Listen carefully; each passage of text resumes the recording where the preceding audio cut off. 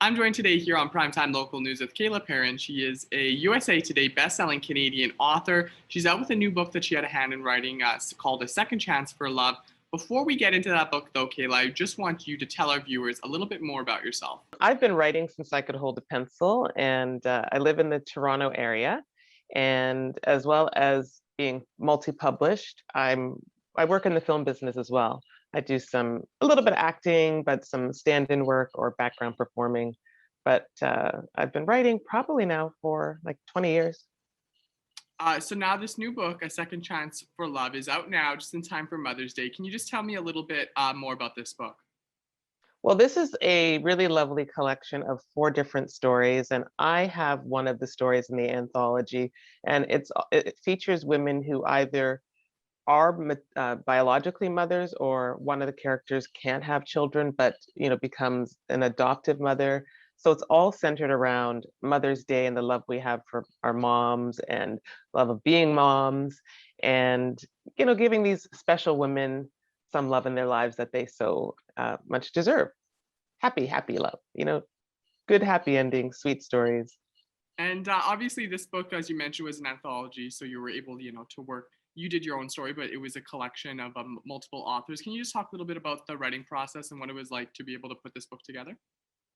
Well, the writing process for this is a little bit different than other anthologies I've done before, because typically with an anthology, you get the theme and you can create your story independently. Now, this one was more of a collaboration in that our stories are connected.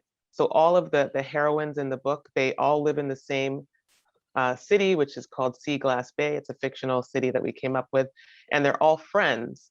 So they know each other. And so from one story to the next, you see the different characters making appearances. So in the first story, you have that author's characters, Claire, and she makes an appearance in my story. And then my characters, Jazzy and Jeremiah, make appearances in the other stories.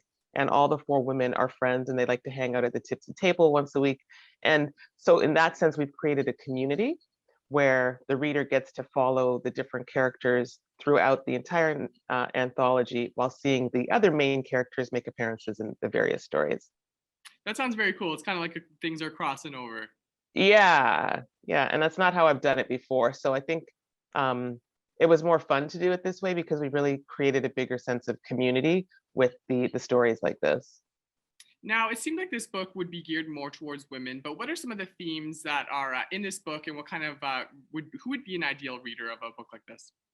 Well, you're right to say that women tend to be the main readers of this kind of romantic story, but it appeals to anybody. And the great thing about this book is they are stories where there's nothing graphic in any sort. So your grandma can read it as much as your 13-year-old daughter, or whomever. They can all read and come away with the sense that there's uplifting love and happiness in the world, where especially today when we're going through so much kind of craziness, you can look to these kind of stories for that little bit of a release, where you're going to get a happy ending with characters who go through some trials and tribulations but come out on the other end um, with a happy ending.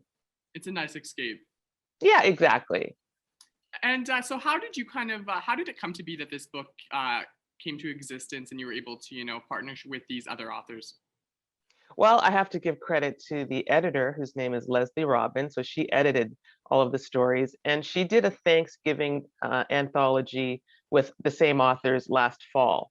Now, she's American and the other authors are, but what I really liked was she wanted my take on a Canadian Thanksgiving, as opposed to me having to write to the US market. She said, no, I think I want that diversity. You're Canadian.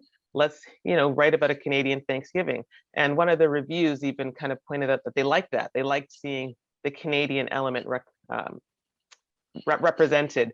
And if you're Canadian reading, it's nice when we can see ourselves in these things sometimes. So those stories were independent in that it was about Thanksgiving, but the characters were not connected.